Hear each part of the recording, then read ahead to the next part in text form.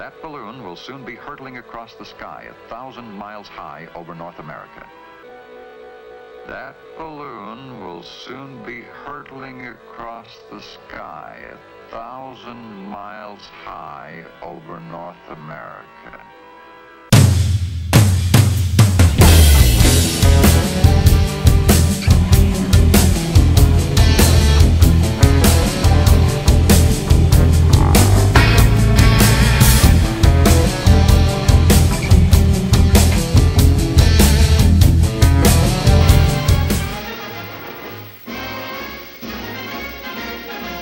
In the Cascade Mountains of Washington, the Navy opens the world's largest radio transmitter. Its 1 million watts can flash a message around the world in 1/10 of a second. A ship or installation anywhere on the globe can be instantly reached from Radio Jim Creek, as the station is known. Built at a cost of $14 million, the station embodies the last word in radio transmission and is a giant step forward in the Navy's network of communications.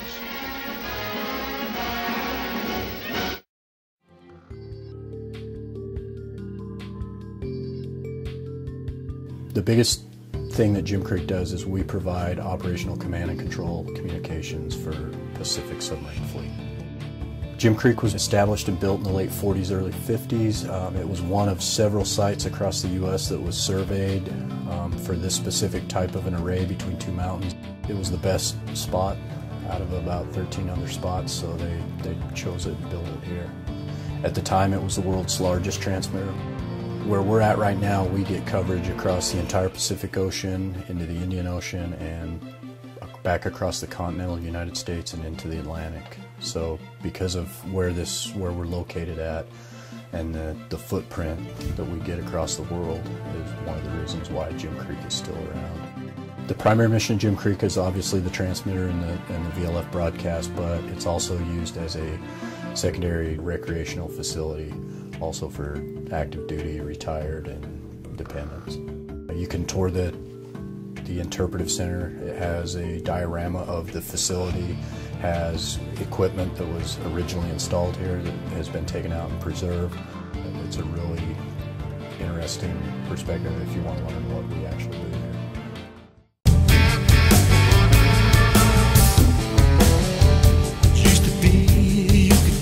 What you heard,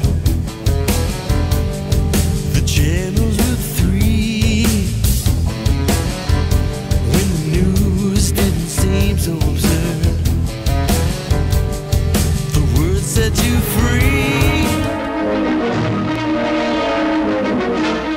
Closely following the recovery of the Discoverer capsule at Cape Canaveral, another historic satellite is ready for launching. In this nose cone is packed the 100-foot balloon of Echo 1 to be carried into orbit by a Thor-able Delta rocket. It's only the second firing of this 3-stage missile, but the 92-foot rocket performs flawlessly. This launching, closely followed by successful tests of Atlas and Polaris rockets, was a landmark in America's spectacular 2-day display of progress in space research.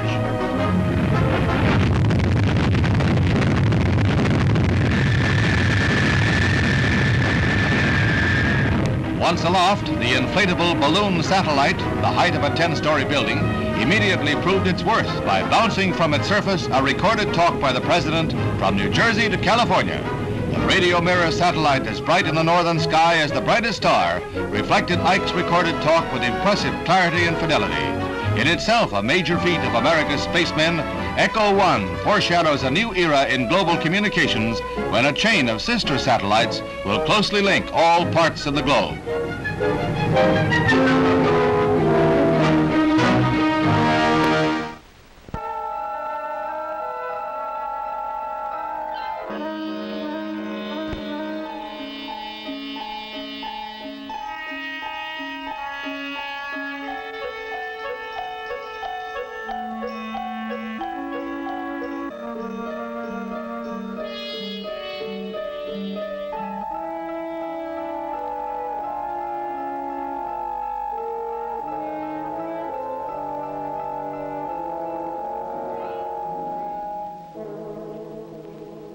Place, a hilltop in New Jersey. The setting, giant antennas like monstrous eyes and ears, straining, watching, waiting. Inside the control station, a team of specialists with ultra-sensitive electronic equipment, ready to probe the vast reaches of the sky. These men are waiting for the climax of a dramatic experiment they've been working on for many months in collaboration with the National Aeronautics and Space Administration, an experiment known by its code name as Project Echo. Men like Luke Lowry here, Dick Klon, Bill Snell, and Bill Jakes, project engineer, all scientists with the Bell telephone laboratories. In a few minutes, if things go right, Holmdel will communicate by telephone in a brand new way by routing the call through outer space to Goldstone, California, 2,300 miles away, where scientists of the Jet Propulsion Lab are waiting. This call will be bounced off a man-made satellite. If it works, it will be the first time voice has traveled from the Earth up to a man-made moon and back to Earth again. This is the satellite, a huge empty balloon, here shown while still in its hangar. The inflated balloon is 10 stories high, made of a strong, new aluminized plastic. Strong, yet only half as thick as the cellophane around a package of cigarettes. Its aluminum coating gives it nearly 100% reflectivity. That balloon will soon be hurtling across the sky 1,000 miles high over North America. Yes, these men know why they are on this New Jersey hilltop. But others may wonder, even if it works, so what? Who cares about bouncing messages off a space balloon? What's the practical good of it? We can telephone almost any place in the world today. Thanks to ocean cables, we can talk overseas as if to the phone next door. This year, about 3 million messages will be transmitted across the Atlantic. But 10 years from now, it is predicted there will be 21 million messages. More facilities will be needed. And there are the polar regions where severe atmospheric conditions make radio reception difficult. Here, particularly, the military need for alternate communication systems is great.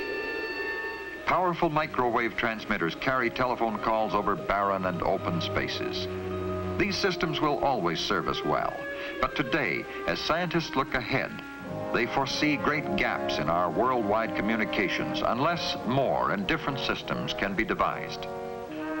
For instance, we would like to see live television programs, history in the making from all over the world. But TV broadcasting presents a special problem. One TV channel requires the space of almost 1,000 telephone circuits. This requirement is simply too expensive for present systems. And even if this problem could be licked today, what about tomorrow? For many years now, Bell Laboratories scientists have been looking ahead to satellites for communication. We are already capable of building a satellite equipped with operating receivers and transmitters, which could be made to operate at a much greater height than a simple reflector balloon like that in Project Echo. The higher you go, the greater the portion of Earth in range of the satellite, and the fewer you need to circle the globe. A worldwide communication system of satellites like this has already been outlined by the Bell system. The plan envisions several strings of equipped satellites, altogether about 50 of them, orbiting at a height of about 3,000 miles. As the one you were using moves out of range, you would switch to the next one coming along, and so on.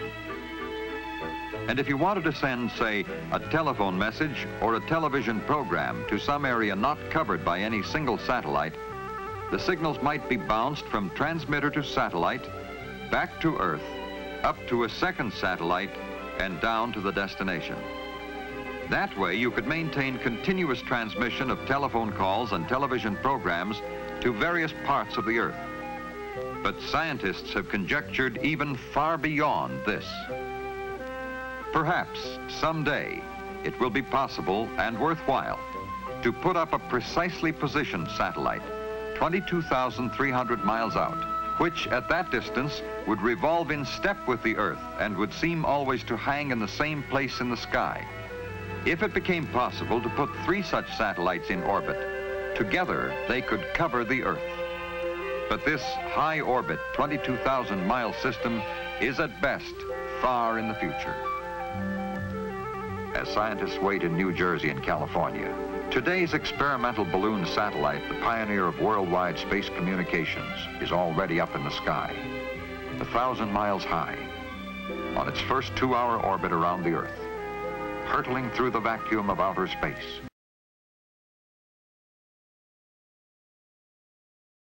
A 1,000 miles high, on its first 2-hour orbit around the Earth, hurtling through the vacuum of outer space. Now they tell you what to think and that the sky's Ready to relay telephone signals between powerful transmitters and receivers as far apart as New Jersey and California. The men in both locations know that when and if it does arrive, they will have approximately 15 minutes to bounce their messages from coast to coast off its surface. For in 15 minutes it will have swept across the United States and be out of range. These men well know the complicated chain of events that is a natural part of missiles and space operations. Earlier in the day, the first big question was, would the missile system work? Hours before, down at Cape Canaveral, the Delta missile that would put the Echo balloon into orbit was on its launching pad. Ready to be guided through space by the command guidance system, located in the Bell Laboratories control station at the Cape. Mode control switches. Less than a minute remains in the countdown. 13, 12, 11, 10, 9, 8, 7, 6, 5, 4, 3, 2, 1, 0. I'm the only one that sees that it's a big machine. Someone tell me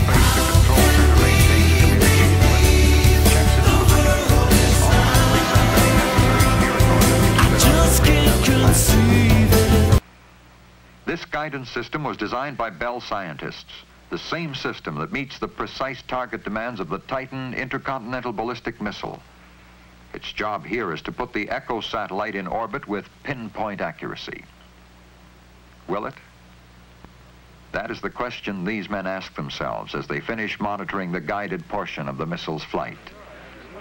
And will the balloon, squeezed into a 26-inch sphere, release okay? Will it inflate properly or burst into fragments?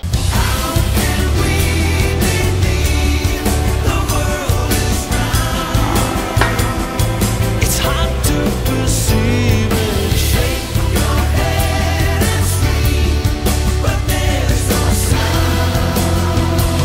High in the sky, the third stage burns out. The payload section separates from the engine. The protective shell springs apart, releasing the balloon. Floating clear, the balloon is inflated by a chemical powder which instantly vaporizes in the vacuum of outer space. The men won't know it for some time yet, but balloon inflated and in orbit. As the minutes pass, scattered tracking stations take up the difficult job of finding the balloon and tracking it. Now it's up to Bill Jakes and these other communications men in New Jersey and California to find it. When they do, in addition to transmitting tape-recorded messages, they will talk together on the telephone. But until then, they still have their worries. This new, unique horn-type antenna, so painstakingly developed here in Holmdel, will it really eliminate static? It should, with the help of new circuitry and this other recently developed equipment called the maser. These inventions will make the weakened voice signals come in strong and clear, even after their long journey through space. This is no ordinary amplifying device.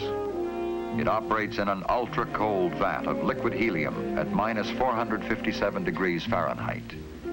In this super cold world, the maser's ruby crystal helps keep the telephone conversation clear and easy to hear, which makes the maser one of the greatest new contributions to communications. At last, the sweating out period is about over. Holmdel is in constant touch with Goldstone by an open telephone line. The first actual transmission bounced off a man-made satellite will be from tape recordings. Goldstone has just reported they have picked up the balloon. A pinpoint in the sky, 100 feet wide, 1,000 miles out in space. Like trying to locate a golf ball a mile away.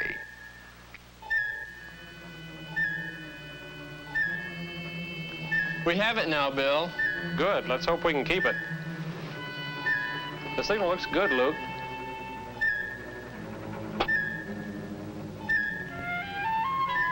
Tracking looks good, too. Let's see how Goldstone is doing. Hello, Goldstone. This is Homedale. We're getting your signal. How are you receiving ours? Strong and steady, Bill. Fine, fine. Okay, here we go. We're going to start our tape now, and you for start yours. President Eisenhower speaking. It is a great personal satisfaction to participate in this first experiment in communications involving the use of the satellite balloon known as ECHO. This is one more significant step in the United States program of space research and exploration. The program is being carried forward vigorously by the United States for peaceful purposes for the benefit of all mankind.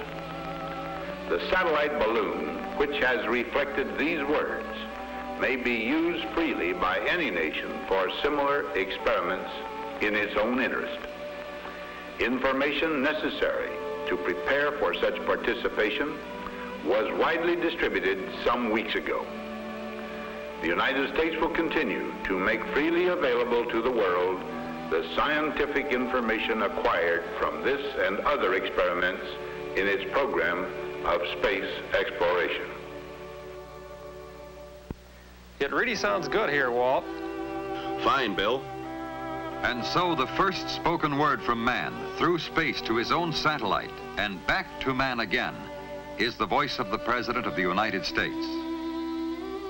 And as the satellite sweeps swiftly out of range, further transmission must wait for another passage.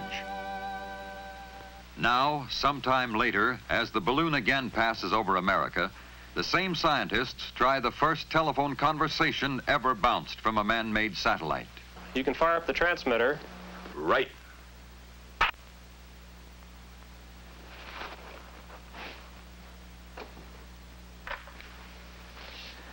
Hello, Goldstone. This is Homedale calling. Calling Goldstone. How do you read me? Homedale, this is Goldstone. You're loud and clear, Bill. Oh, wonderful. Well, it looks like all the hard work was really worth it. A new, bold stride on a long road has been taken. The road to communications between ourselves and others overseas with the same variety and dependability we now enjoy anywhere in our own country. The balloon satellite of Project ECHO is, of course, for experiment only. But it is an experiment that may result in a new intercontinental communication system. As these men of Bell Laboratories and Western Electric continue their round-the-clock program of research and development, they are determined to keep America well ahead in the field of communications. And today they are looking, as all humanity looks, to the vast potentials of outer space.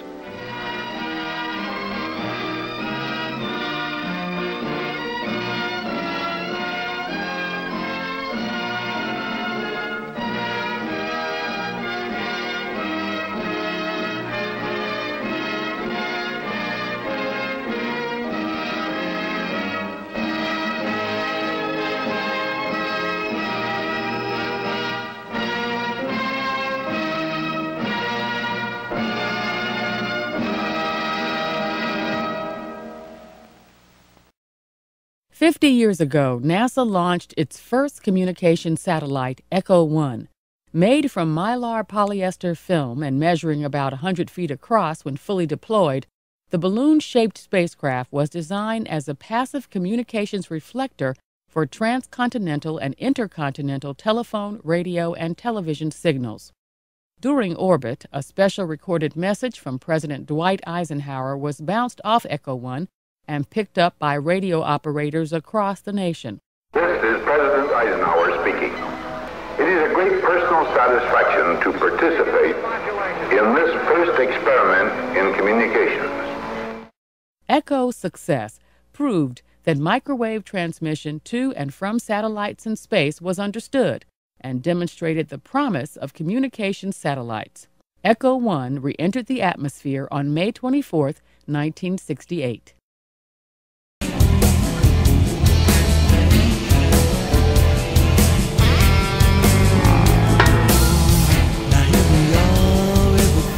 Upside down. It's all a big lie. Something soon that could shoot up the town. They won't be denied. Would you trust a spacecraft that inflated like a balloon? Because NASA might be doing just that.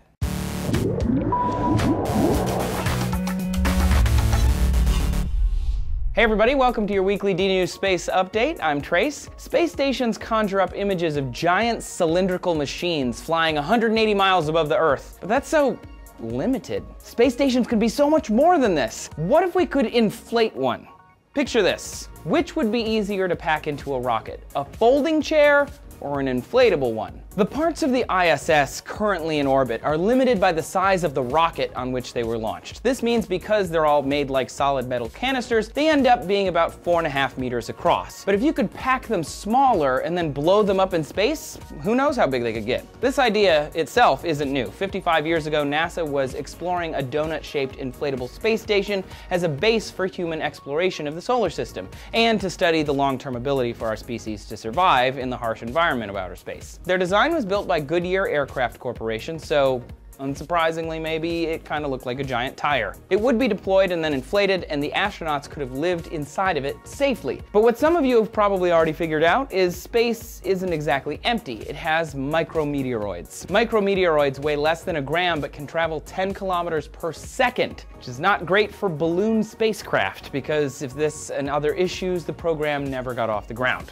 Pun intended. Instead, NASA went with less unstable, foldable metal canister designs. That being said, there are people who never gave up on inflatable spacecraft and have already launched prototypes. Bigelow launched the Genesis 1 in 2006 and 2 the following year, and though they were both half the size of the ISS modules, they were lighter and cheaper to launch. In fact, Genesis 1 was the lowest cost mission of its kind in history. Back in the 60s, the fabrics weren't advanced or light enough to protect the astronauts economically. You can't just coat it in rubber or vinyl. The invention of bulletproof fabrics like Kevlar prompted NASA to give inflatables another shake. Bigelow's newest project, BEAM, or the Bigelow Expandable Activity Module, is made of many layers of a proprietary fabric called Vectran, which is similar to Kevlar but made of spun liquid crystal fibers, and Nomex, a fabric used in fire-resistant suits. Thanks to the non-rigid skin and strong fabric layers, micrometeoroids should just bounce right off. Plus, since it's inflatable, it's smaller. Well, at least at launch. But the kicker to all this is the weight. It's not just that BEAM works, but it does it for less. The US-built Harmony module, attached to the ISS back in 2007, is similar in size to the BEAM, but it weighs 14,288 kilograms, whereas the BEAM weighs a measly 1,360. That is a tenth of the weight for the same size module. This is game-changing. The weight is a huge chunk of the cost of putting something into space. In the end, NASA was finally convinced, and in 2015, SpaceX's Falcon 9 mission will carry a beam to be attached to the ISS. Now Bigelow is setting their sights on their BA-330, an even larger module with 330 cubic meters of interior space. That is half of a Boeing 747. If they launch 2 of these alone, they'd have 70% of the size of the entire ISS to date, with 2 launches. Plus, they're modular, so they could also be used on the Moon, Mars, or even at permanent gravitational Lagrangian points around the Earth. I think I can get down with a balloon spacecraft after all. Would you trust an inflatable spacecraft to be your extraterrestrial home? Tell us why or why not in the comments. Someone help me. How can we believe the world is not? I just can't conceive it. Huge balloon capsule will take you to space in 2017. The company is now ready to begin full-scale testing in mid-July 2017 and hopes to bring space tourism to the masses at the end of the same year.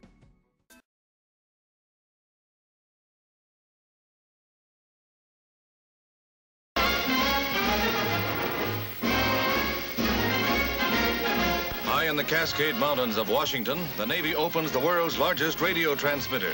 Its 1 million watts can flash a message around the world in 1/10 of a second.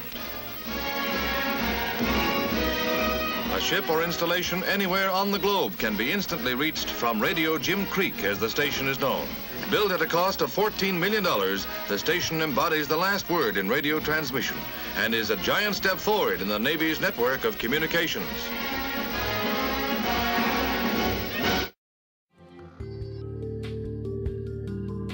So we wanted to know just how much damage could Russia do by cutting undersea cables. First off, chances are high you're watching this video thanks to undersea cables, especially if you live outside of the United States. Undersea cables deliver up to 99% of international communications.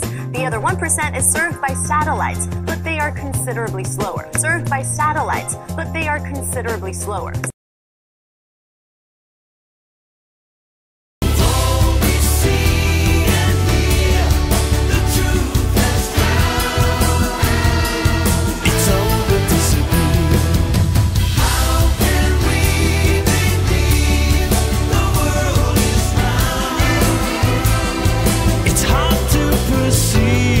You're spinning, and I'm spinning, and the Earth is spinning, and the sun is spinning, and the solar system is spinning. Everything is spinning. But why?